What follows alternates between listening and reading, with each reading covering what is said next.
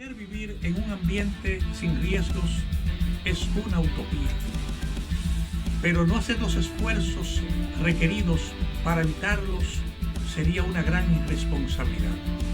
Por eso, cada semana contribuiremos contigo para que puedas alcanzar el pleno desarrollo de tus potencialidades,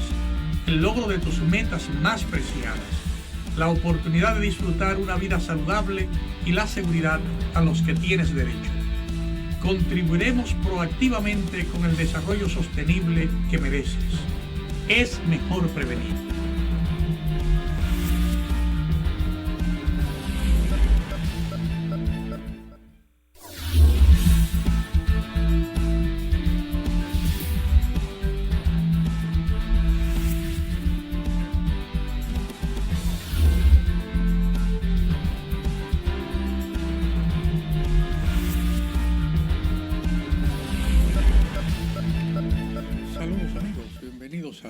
A esta entrega de la Utopía Riesgo Cero que nos reúne esta semana, como todas las semanas, para conversar de los elementos de mayor trascendencia, que mayor incidencia tienen en nuestro desarrollo, en la sostenibilidad de ese desarrollo sostenible que todos merecemos, pero sobre todo que todos tenemos derecho constitucionalmente. En esta semana vamos a pasar revista a los riesgos y las oportunidades que tenemos en el marco de una turbulencia continental o global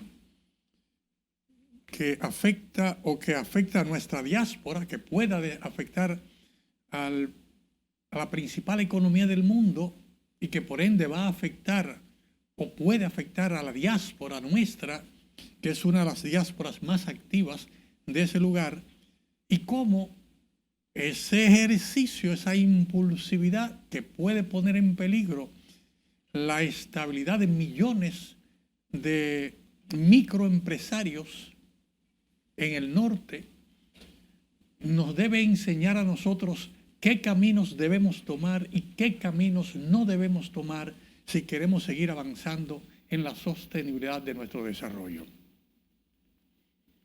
En breve, con ustedes, con el contenido de esta semana de la Utopía Riesgo Cero.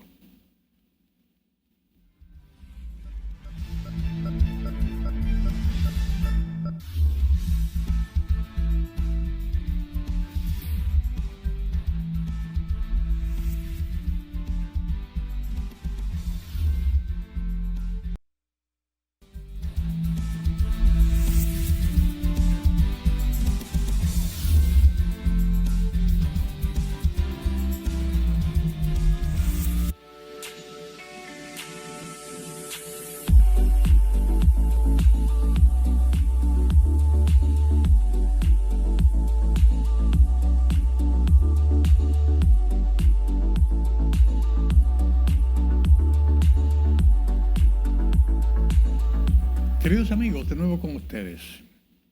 El tema principal de esta entrega es analizar las implicaciones que tiene en Estados Unidos el reporte que aparece en la prensa de la suspensión de programas de créditos a microempresarios, a pequeñas iniciativas empresariales en Estados Unidos, la eliminación de esos fondos y qué implicación tiene. O sea, obviamente la dinámica de la economía en Estados Unidos, lo que hizo grande e importante desde el inicio de su constitución como nación, con la independencia de los 13 estados a finales del siglo XVIII, consistió en esa diversificación, en esa tierra de oportunidades, tanto para los habitantes criollos de las 13 colonias, personas que habitaban, que vinieron de Europa en busca de oportunidades y se establecieron en esas colonias primero y luego desarrollaron diferentes modelos de negocios, dentro de ellos la minería, por ejemplo, que hubo fiebre del oro en un momento determinado, pero se acabó y se apagó la fiebre del oro y siguió el progreso de ese país, donde se daban dos elementos indiscutiblemente, que fue la riqueza que aportó la migración, toda esa migración que bajó de todos los puntos del mundo a establecerse en el siglo XIX y siglo XX, y sobre todo la variedad multiétnica que se da en la configuración de esa nación conformada originalmente por 3 estados y que hoy va por medio centenar de estados. La riqueza, en ninguna otra parte usted tiene ejemplos tan concretos de cómo la migración, una migración coordinada y ordenada con reglas claras del Estado, generan progreso y variedad en ese progreso. Y Nueva York, que es una ciudad que no duerme, es el mejor ejemplo del desarrollo de una ciudad, el soporte de un país fundamentado en el desarrollo de esa migración y los aportes de esa variopinta composición de la migración que componen las diferentes capas humanas que se establecen en el territorio. Pero ese ejercicio fundamentalmente se basa en el emprendimiento, en las empresas o negocios que se desarrollan de diferentes lugares y en diferentes lugares, abriendo oportunidades a gente de la comunidad. Gente que en un momento fue o era un empleado en un sector, o que era un estudiante, tenía la posibilidad de, acorde a la demanda de servicios o de las oportunidades que se presentaban, de hacer emprendimientos, unos desarrollados en el sector industrial, otros en el comercial, otros en el área de inteligencia artificial. O sea, de todo usted ve cómo emprendimientos fueron prendiendo periodo tras periodo en cada época de los Estados Unidos, y es un evento que se replica en múltiples lugares del mundo, generando una riqueza que se desparrama por toda la comunidad. Resulta que siendo ese el soporte, la base fundacional, digamos, de ese desarrollo económico de la principal economía del mundo, una economía, digamos, democrática, donde las élites no controlan todo lo que pasa, las élites económicas, aunque sí sacan beneficio de eso. O sea, las élites financieras sacan beneficio porque a mayor cantidad de riqueza dispersa en la gran comunidad, esa gran comunidad se convierte en un consumidor consuetudinario que va a consumir con los grandes productores, con las marcas nacionales, va a consumir los recursos que tiene, generando mayores comunidades para sí, para su comunidad, primero familiar y la comunidad del sector. Por ende, esa riqueza que llega a la comunidad se revierte al mismo tiempo en una riqueza del Estado, porque cobra los impuestos, porque cobra la seguridad social y porque los dineros van a los bancos y los bancos generan financiamiento no tan solo de las pequeñas economías o de los grupos familiares pequeños, sino de los grandes desarrolladores del mundo. Entonces, que en un momento determinado, un Estado controlado aparentemente por grandes desarrolladores, en principio se ve una alianza importante, una alianza cercana entre grupos que son personas que son poseedoras de grandes fortunas en el mundo, atacar lo que es la base de esa democratización económica en Estados Unidos, parece que genera pánico en Estados Unidos. Y digo parece porque recién es una noticia en proceso, no hay todavía un desarrollo que podamos cuantificar, pero aparenta que por la tonalidad de las protestas y por las voces de alerta que se han dado, que es algo que va en serio y que va a generar importantes repercusiones. Para el caso que nos ocupa en Dominicana, que es donde queremos hacer el símil, grandes grupos empresariales han liderado tradicionalmente, han trazado las pautas de la economía nacional por el desarrollo ecoturístico, en el desarrollo inmobiliario, en el desarrollo agrícola, en el desarrollo empresarial. Y si notamos que en nuestro país, igual que en muchas economías de Latinoamérica y del tercer mundo, esos grandes polos que se desarrollan, turísticos, industriales, agroindustriales, no siempre toman en consideración en su desarrollo los mecanismos de distribución de la riqueza que se genera para garantizar la calidad de vida, la sostenibilidad y, digamos, el desarrollo equilibrado, normal, educativo y económico de las bases de sustentación que generan esa riqueza. Eso se refleja indiscutiblemente en los cinturones de miseria que a veces se desarrollan en nuestras sociedades, barrios marginados donde no todos los servicios están contemplados, bolsones de miseria que se desarrollan cerca de los centros de desarrollo turístico y que son un contraste con el desarrollo equilibrado acorde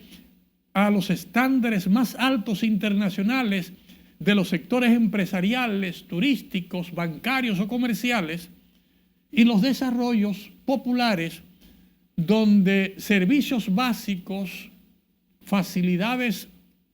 elementales para propiciar ese ambiente que permita el desarrollo del máximo potencial de cada uno de los habitantes, como lo establece nuestra Constitución,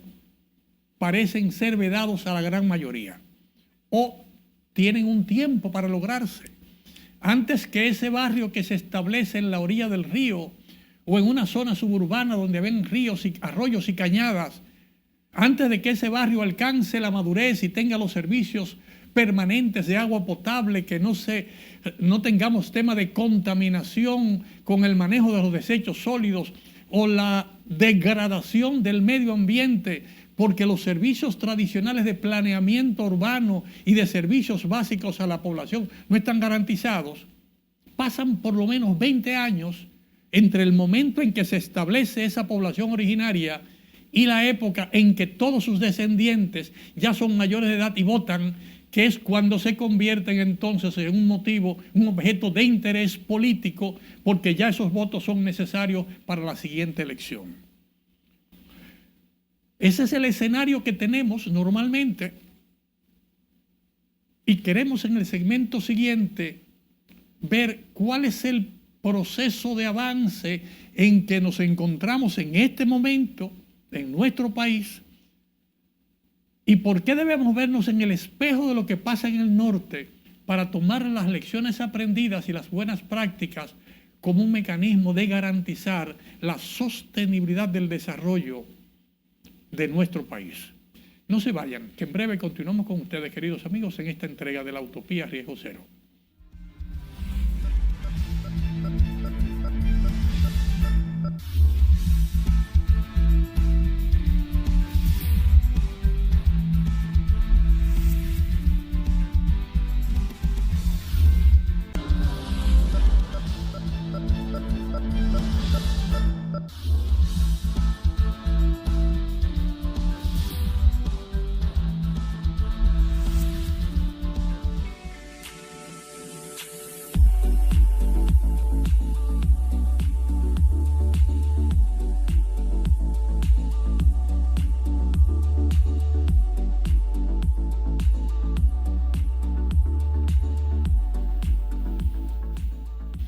Queridos amigos,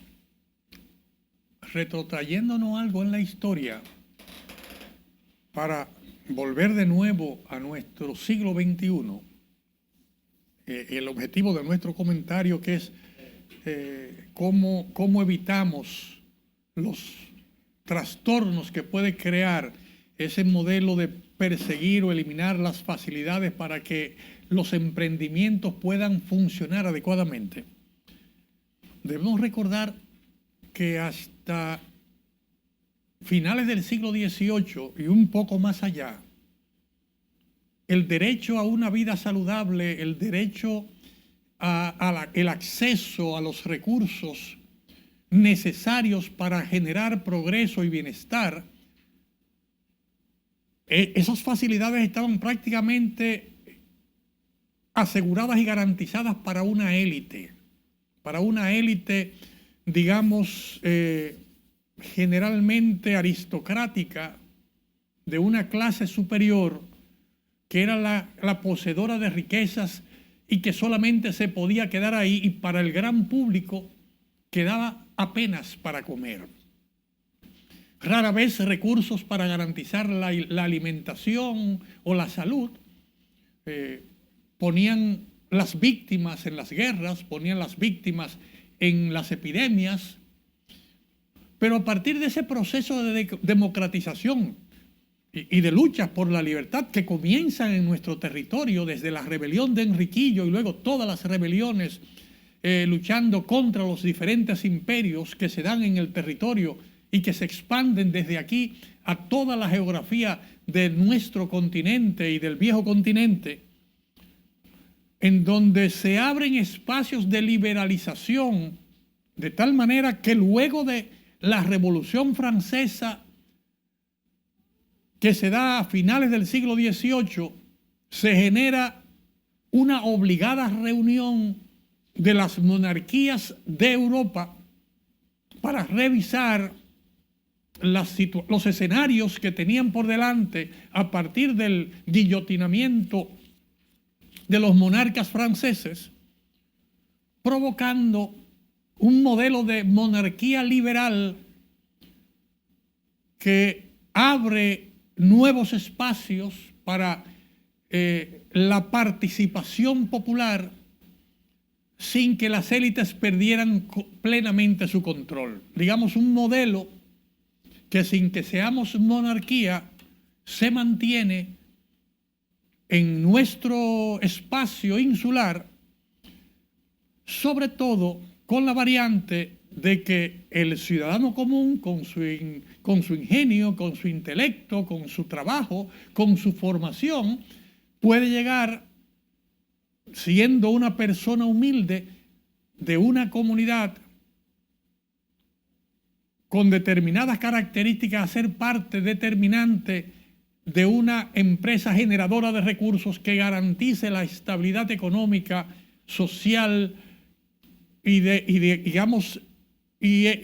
vida, de promoción de su familia o de su comunidad. Hay casos donde es un emprendimiento agroindustrial, casos donde han sido emprendimientos industriales, casos donde han sido emprendimientos deportivos.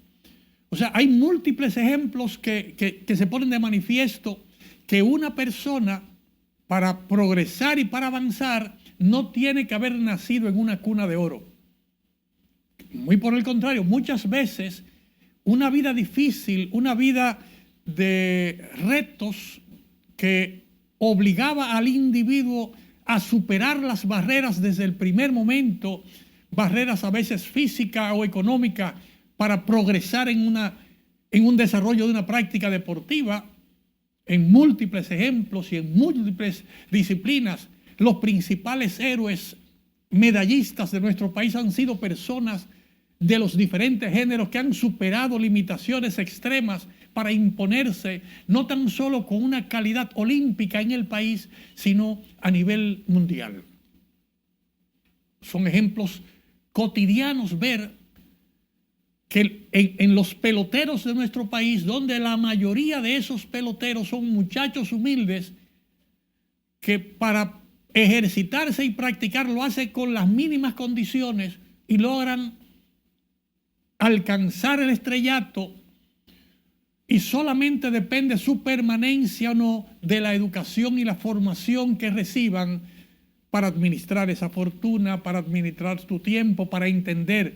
que lo importante no es llegar, sino lo importante es mantenerse. Entonces la disciplina que hubo que poner en práctica para llegar tiene que incrementarse cuando se está en la cima para poder alcanzar, digamos, el máximo nivel de desarrollo y los mayores niveles de beneficio. O sea, hay múltiples ejemplos en el área deportiva y en el área empresarial y hasta en el área política en nuestro país. Pero llegamos a un momento ya en el siglo XXI donde todas esas lecciones aprendidas y buenas prácticas están ahí sobre la mesa. O sea, no hay misterios, no hay secretos. Vemos cómo tanto las generaciones populares, cómo, cuándo y por dónde progresan y avanzan, y las élites, cómo y en qué forma son capaces de sostenerse y reemplazarse, o cómo generan fracasos las élites empresariales o las élites económicas cuando las nuevas generaciones no se preparan para el relevo. Es un tema de saber preparar para el relevo, porque el progreso no es un tema de alcanzarlo, es un tema de mantenerlo, es un tema de sostenibilidad. Y esa sostenibilidad no se logra en una generación, sino tiene que haber un compromiso de múltiples generaciones con líneas claras y con lecciones aprendidas y buenas prácticas identificadas que permitan garantizar esa sostenibilidad. Dentro de las buenas prácticas que debemos identificar en nuestro país es la importancia de los emprendimientos. O sea, emprender tareas nuevas. Muchas veces el gran empresario tiene que emprender para mantener su nivel. Y con más razón, la gente de la comunidad, la gente humilde, la gente que hace esfuerzos cada día para mantener a su familia en pie, preparándose con la alimentación correcta, con un medio ambiente adecuado que le permita alcanzar el pleno desarrollo de su potencial, con más razón es necesario emprender. Un elemento que todos debemos tomar en cuenta en nuestro país es que si hoy hay pánico en Estados Unidos porque el presidente de la República ha suspendido los fondos que se dedicaban a apoyar a los emprendedores en esa gran nación, y que dentro de esos emprendedores hay una gran cantidad de miembros de nuestra diáspora que van a ver las limitaciones que les da esos fondos en sus limitaciones para poder atender a becas para estudiar y formarse, sabiendo que la formación es clave para esos emprendimientos que garantizan su desarrollo allá y el desarrollo nuestro aquí, para hacer emprendimientos industriales o emprendimientos en inteligencia artificial o emprendimientos en área deportiva o en área social. Es necesario que el Estado facilite, que tenga fondos disponibles con condiciones especiales para que todo lo necesario para que nuestros emprendedores sean exitosos, para que podamos facilitar que puedan alcanzar su máximo potencial, es una tarea impostergable en el país. O sea, si somos capaces de nosotros facilitar inversiones de infraestructura o inversiones en incentivos para que grandes capitales vengan a desarrollar puntos importantes, estratégicos, o de industria o de servicios en nuestro país, generando riqueza en trabajo y oportunidades para nuestros ciudadanos, pero sobre todo generando una cantidad enorme de riquezas a esos inversores que cuando quieran las retiran y se mueven a otros paraísos fiscales o paraísos de inversión cuando entiendan que no conviene lo que puede pasar en el país. Es necesario, por las lecciones aprendidas, que nuestro Estado entienda de la importancia de dedicar fondos similares para garantizar que nuestros emprendedores puedan cumplir la tarea de fortalecer sus capacidades, que puedan tener la orientación necesaria para alcanzar sus metas y poner en marcha todos esos emprendimientos, pero sobre todo para que gente en nuestra comunidad, en cada una de nuestras comunidades, pueda generar la riqueza necesaria para alcanzar esos estándares necesarios de vida para ellos y todas sus familiares y todos los que conforman esa comunidad. Esa oportunidad de poder generar riqueza en la misma comunidad es una riqueza que se desparrama y que se multiplica en toda la comunidad, a diferencia de la riqueza que se genera en los grandes capitales, que se acumula, se convierte en divisas y se fuga a cualquier otro destino cuando las circunstancias son adversas. Ejemplos han habido en nuestro continente. Haití, por ejemplo, una potencia turística en la década de los 60, 70 del siglo pasado, vio esfumar esas inversiones cuando la seguridad y la salubridad se pusieron difíciles en ese país.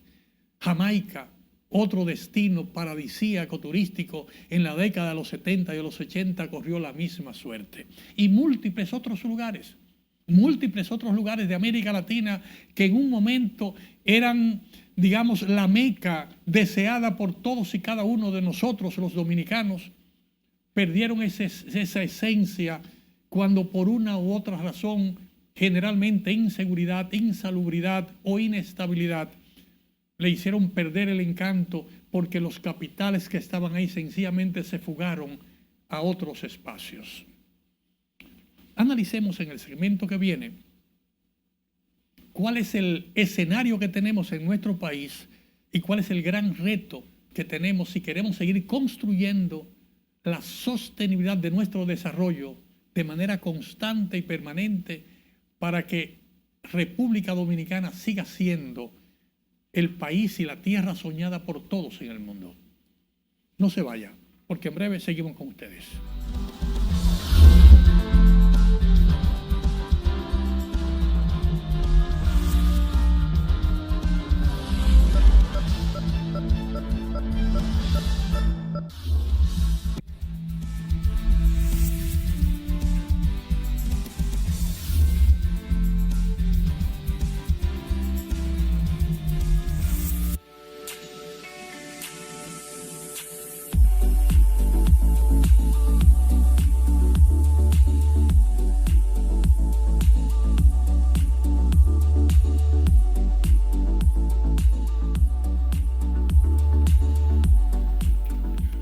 Queridos amigos,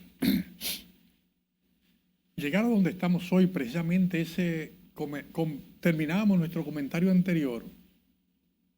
en que ese país soñado, ese destino turístico envidiable que tiene todo y para todos, que es la República Dominicana hoy, debemos revisar en la historia que es responsabilidad de mucha gente. Para no irnos muy lejos, porque, digamos, una gran responsabilidad de que eso sea así está en la conformación de la población dominicana. Esa conformación del mulato dominicano, de la mulata dominicana, con una formación multiétnica, con unas características particulares que dicen en el patio que el dominicano cae parado donde quiera que llega. Eso quiere decir que un dominicano tiene una capacidad de adaptación y de integración a cualquier destino que llega y hace de la diáspora dominicana una diáspora casi en sentido general bien recibida, bien acogida, porque donde llega participa, apoya, comparte y contribuye con el florecimiento del destino. Sea en la isla, sea en las islas, en el Caribe, sea en el continente cercano, o sea allende los mares, allende los océanos, en otros continentes. Donde quiera que usted vea, hay un dominicano que está de manera íntegra incorporado los programas de desarrollo, crecimiento, creciendo él, pero contribuyendo al crecimiento del medio donde está. Debemos reconocer que aparte de ese componente, digamos que el dominicano, ese dominicano que está aquí y que ha sido el receptor de esa energía que emana y de las experiencias que emana de la diáspora dispersa en todo el mundo. Aparte de ese componente, debemos reconocer el aporte incuestionable que hace el Banco Central de la República Dominicana cuando asume, por instrucciones del presidente de la República de la época, Joaquín Balaguer, impulsar el programa Infratur, finales de la década de los 70, que responde a desarrollar una serie de polos turísticos, desarrollando la infraestructura para polos turísticos, y establece el primer polo turístico, digamos, para ese programa, que es Puerto Plata, Playa Dorada y sus entornos, que implica invertir en la infraestructura para hacer ese programa de Playa Dorada con los diferentes componentes. Recuerdo que para la época, recién terminando mi carrera de arquitectura, me veo motivado también porque la academia juega otro papel y la Universidad Autónoma de Santo Domingo toma a la generación de arquitectos que estamos terminando en el último año y nos invita a estudiar conjuntamente con las autoridades de la región suroeste del país el potencial turístico de la zona suroeste del país, invitándonos a formular un desarrollo ecoturístico, un plan de desarrollo ecoturístico para la zona suroeste, que lo que culminamos todos los estudiantes, los 2 semestres de esa última generación, recorrimos, aparte del potencial que había tanto en la vuelta del lago como en la zona costera, desde Barahona hasta Bahía de las Águilas, los componentes históricos, los componentes ecológicos que habían en la zona. Estudiamos también el potencial arquitectónico que había en la zona y en la región.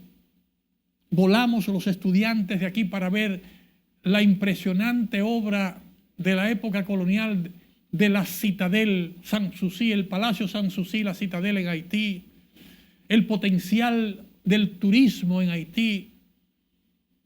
y el potencial turístico que había en las ruinas coloniales, tanto en la isla como en otros puntos del Caribe insular. El desarrollo se da de manera incipiente. Luego de eso, en la zona influye mucho el tema del desarrollo de casa de campo, con una inversión del grupo dominante en esa época y la participación de algunos políticos dominicanos ahí, y de igual manera el desarrollo más tarde del polo del este en Punta Cana, en la zona desde Bávaro, Punta Cana, convirtiendo lo que era una utopía en ese momento en el polo turístico que hoy llamamos Punta Cana, que en muchos lugares del mundo la gente conoce más el nombre del polo turístico que el nombre del país. O sea, hay pasos que se han dado y que han hecho su aporte en la importancia, digamos, de los modelos de desarrollo turístico, los modelos de negocios que se pueden hacer y el atractivo para atraer la gente. Yo recuerdo cuando recién comenzaba Infratur y se comenzaban a hacer las obras en Puerto Plata, cómo nos movíamos. Yo que saqué tiempo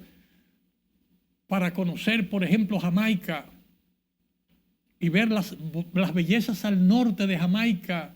entre Kingston, Port Meria, Ocho Ríos y Montego Bay, y todo el potencial que había en esa época a finales de los 70,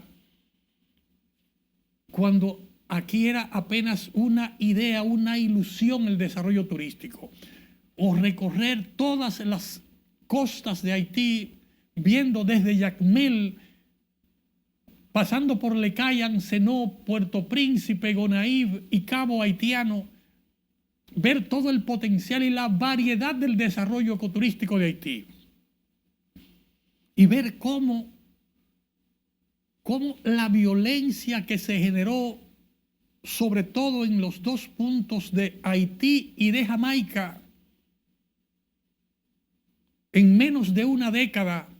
antes de terminar los 80, se había esfumado todo ese brillo y ese dinamismo turístico que había en esos dos lugares, que eran los dos lugares punteros del desarrollo turístico del Caribe insular, fundamentalmente porque la violencia, temas de inseguridad y, por qué no decir así, la insalubridad que se genera cuando se dan esas situaciones, provocó que los grandes inversionistas que estaban en esos lugares sencillamente sacaran sus recursos y se fueran a otros destinos a desarrollar modelos similares a esos destinos, aunque no tuvieran el encanto caribeño, aunque no tuvieran la chispa de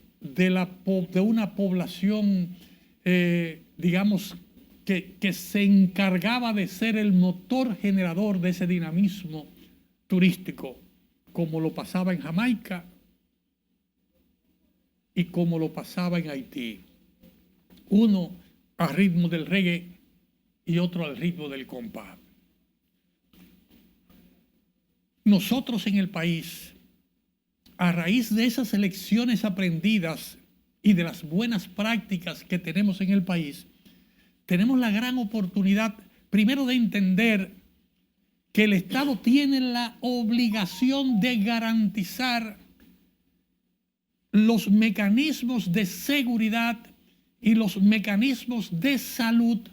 en niveles y estándares adecuados, de tal manera que bajo ninguna circunstancia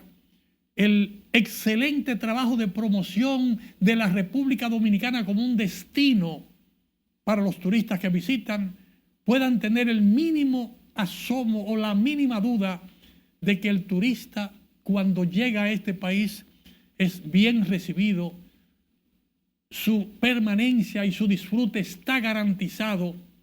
como en cualquier otro destino del mundo. No digamos que mejor, pero digamos como en cualquier otro destino, pero sin lugar a dudas en ningún otro lugar va a contar con una población, con una cultura, con una historia y con un ecosistema tan amigable los 365 días del año como en nuestra República Dominicana. Para complementar eso es necesario otras acciones, además de esa garantía que vamos a compartir con ustedes en el segmento siguiente, como una reflexión que debe movernos a todos a pensar y actuar en esa dirección.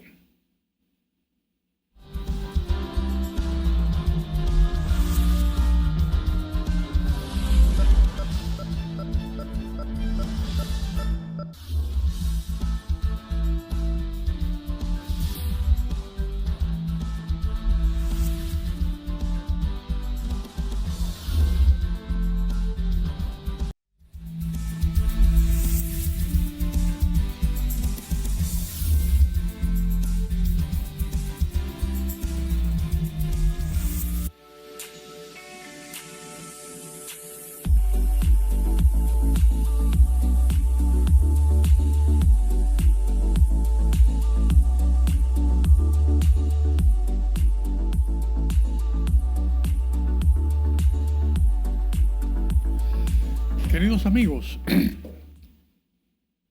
en la utopía estamos resumiendo en este último segmento, en estos últimos minutos,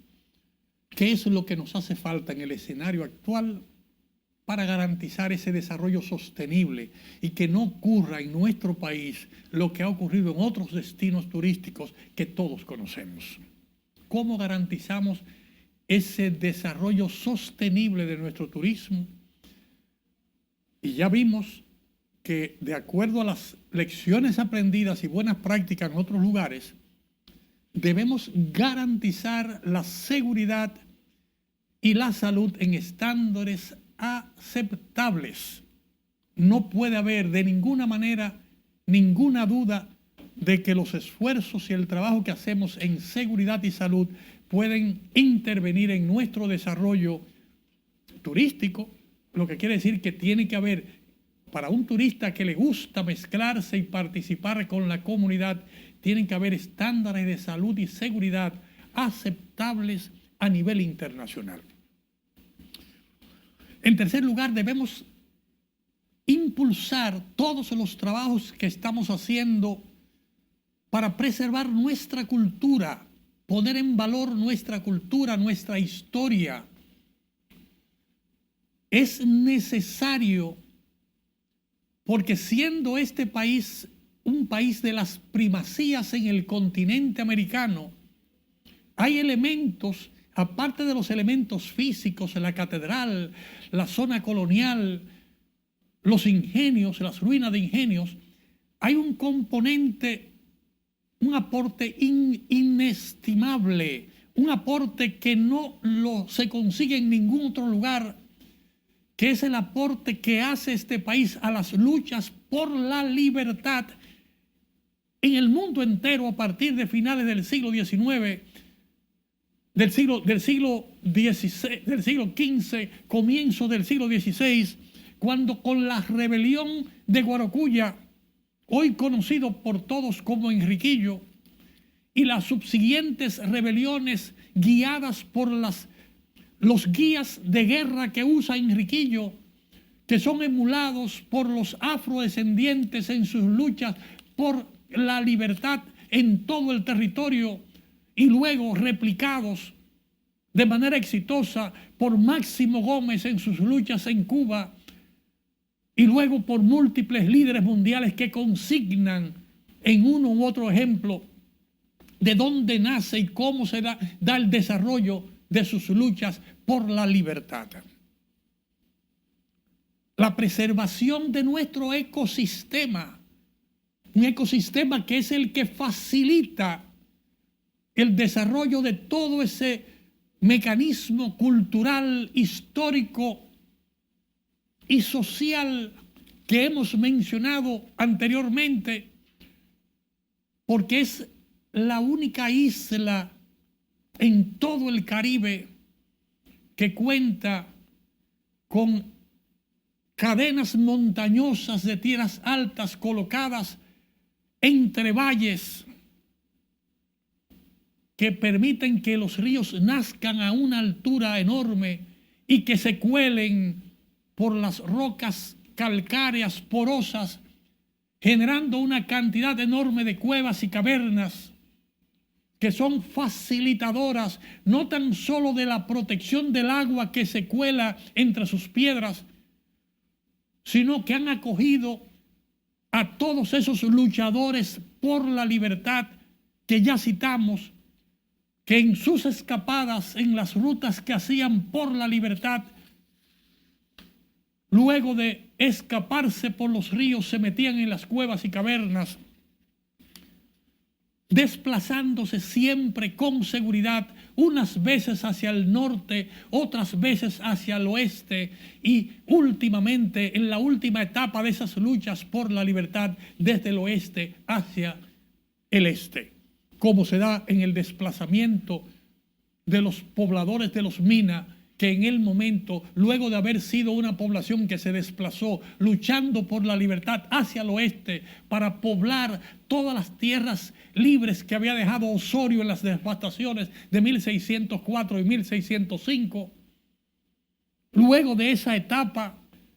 que da origen a las colonias francesas y a poblaciones inglesas establecidas en el oeste de nuestra isla, se da también en un momento una poblada que viene escapando de las situaciones de violencia que se presentaban en el oeste, en la recién nacida República de Haití.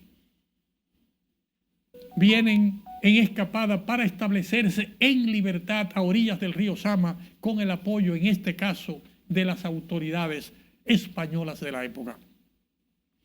Todos esos elementos culturales, históricos, antropológicos, es imprescindible ponerlos en valor, rescatarlos e incorporarlos en rutas ecoturísticas que faciliten la participación de toda la comunidad, no tan solo en la labor de servicio que hay que brindar a esos miles de turistas que van a desplazarse por cada una de las rutas cada día, sino también en la formación de ese personal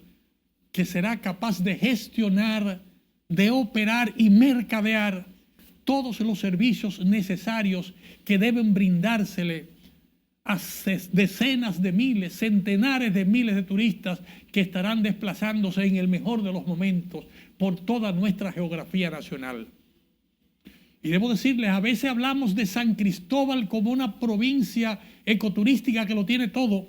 pero debemos reconocer que cada lugar del país, cada pueblo del país que está ubicado en el entorno de un río que nace de unas montañas más altas, fue un camino utilizado para ese desarrollo histórico que dio origen a nuestra nacionalidad, porque fue el gestor de esas luchas por la libertad que terminaron germinando de manera productiva con las ideas patricias de nuestros padres de la patria y que apoyaron de la misma manera a los héroes de la separación, de la independencia y de la restauración. Es importante que esos gestores que van a brindar los servicios, que son emprendedores, que tienen que ser emprendedores en la comunidad, que van a brindar servicios de gastronomía, servicios de alojamiento, servicios de guías turísticos, servicios de fortalecer capacidades para que el estándar de calidad necesario pueda imponerse, para garantizar cadena de frío, para alcanzar electrificación, para alcanzar calidad en el transporte, para garantizar calidad en el alojamiento requerido,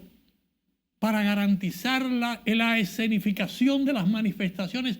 artísticas o culturales necesarias, la producción de gastronomía o de los productos agroindustriales o la producción de la artesanía necesaria. Esa variedad que implica centenares de miles de emprendedores necesitan que el Estado impulse un programa masivo de fortalecer capacidades, de incentivar la formalización de esos emprendimientos y la asignación de préstamos blandos que permitan que, una vez cumplidos los estándares establecidos en cada caso, la garantía del servicio esté en manos de la comunidad, de una comunidad comprometida y entrenada, que va a ser la garantía del éxito del ecoturismo en nuestro país. Va a ser una garantía para la población, va a ser una garantía para los turistas y también va a ser una garantía para los grandes empresarios que generan grandes emprendimientos o grandes desarrollos industriales o agroindustriales que van a ser parte íntegra de los servicios que hay que servir y que hay que vender y que hay que comprar en todo el desarrollo ecoturístico de nuestro país. Esa integración de todos y esa participación de todos bajo una sombrilla de un gobierno que puede implementar adecuadamente el ordenamiento territorial que necesitamos. Anótenlo ahí, que en la utopía en el día de hoy decimos es la garantía de la sostenibilidad del desarrollo de nuestro país. Hasta la próxima entrega de La Utopía, Riesgo Cero, donde seguiremos con más de estos temas con ustedes la próxima semana por estos mismos canales. Hasta la próxima, queridos amigos.